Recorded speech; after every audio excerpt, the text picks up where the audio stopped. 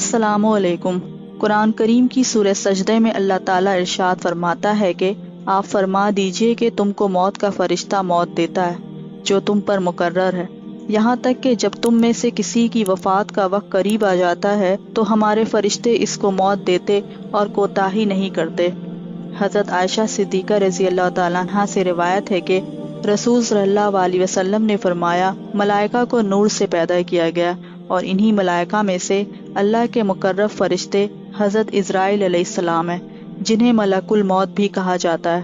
ایک اور روایت کے مطابق دنیا کا نظام 4 فرشتوں کے سپرد ہے، جن میں حضرت جبرائیل علیہ السلام کے سپرد لشکر ہواؤں کا کام ہے، حضرت میکائیل علیہ السلام کے سپرد بارش اور نباتات کا کام ہے، اسی طرح حضرت اسرائیل علیہ السلام روح کے قبض کرنے کا کام پر مامور ہے، اور حضرت اسرافیل علیہ السلام ان سب کو امر الہی پہنچاتے ہیں۔ کیا آپ کے ذہن میں کبھی یہ سوال آیا کہ آخر اسرائیل علیہ السلام ہی سب کی روح کیوں قبض کرتے ہیں اور کیسے کرتے ہیں؟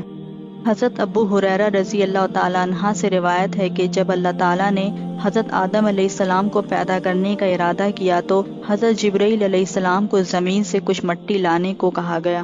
جب حضرت جبرائیل علیہ السلام مٹی لینے گئے، زمین نے حضرت جبرائیل علیہ السلام سے کہا، میں تجھے اس ذات کی قسم دیتی ہوں جس نے تجھے میرے پاس بھیجا، تم یہ مٹی نہ لے جاؤ، اس مٹی سے جو انسان بنے گا وہ فساد پھیلائے گا اور خون بہائے گا، تو پھر اسے آگ میں جلنا پڑے گا۔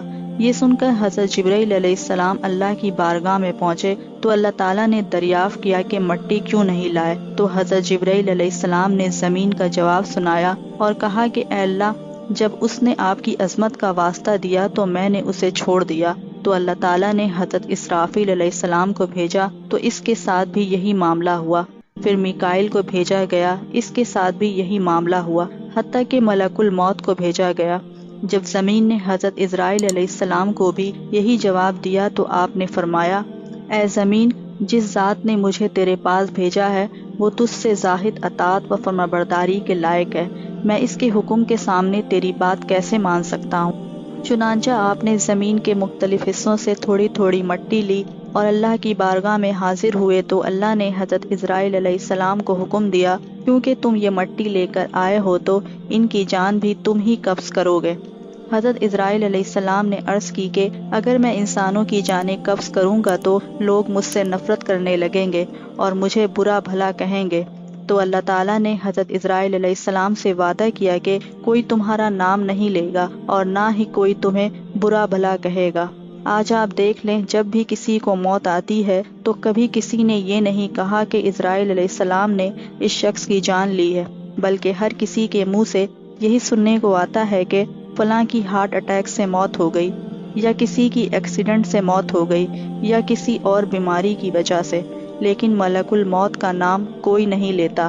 ملک الموت دن میں کئی مرتبہ لوگوں کے چہرے دیکھتے ہیں جن کی عمر پوری ہو جاتی ہے اور رزق دنیا سے ختم ہو جاتا ہے تو اس کی روح قبض کرتے ہیں۔ جب وہاں موجود لوگ رونے لگتے ہیں تو ملک الموت دروازے کے پٹ پکڑ کر کھڑے ہو جاتے ہیں اور فرماتے ہیں کہ میں نے تمہارا کوئی قصور نہیں کیا، میں تو اللہ کی طرف سے مامور ہوں، نہ میں نے مرنے والے کا رزق کھایا اور نہ ہی اس کی روح قبض کی، اور مجھے تو تمہارے پاس بار بار آنا ہے۔ حضرت حسن رحمۃ اللہ علیہ فرماتے ہیں کہ لوگ اگر اس فرشتے کو دیکھ پائیں اور ان کے کلام کو سن لے تو میت کو بھول کر خود اپنے آپ کو رونے لگ جائیں گے۔ ایک اور حدیث کے مطابق حضرت ابراہیم علیہ السلام ایک روز اپنے گھر میں تشریف فرما تھے کہ اچانک گھر میں ایک خوبصورت شخص داخل ہوا۔ آپ نے پوچھا، اے اللہ کے بندے، تجھے اس گھر میں کس نے داخل ہونے دیا؟ اس نے کہا کہ گھر والے نے۔ آپ نے فرمایا، بے شک صاحب خانہ کو اس بات کا علم ہے، یہ تو بتاؤ تم کون ہو؟ آپ نے فرمایا، میں ملک الموت ہوں۔ آپ نے فرمایا، مجھے تمہاری چند نشانیاں بتائی گئی ہیں، مگر تم میں ان میں سے کوئی ایک نشانی بھی نظر نہیں آ رہی۔ تو ملک الموت نے پیٹھ پھیر لی۔ آپ نے دیکھا تو ان کے جسم پر آنکھیں ہی آنکھیں نظر آنے لگی اور جسم کا ہر بال نوک دار تیر کی طرح کھڑا تھا۔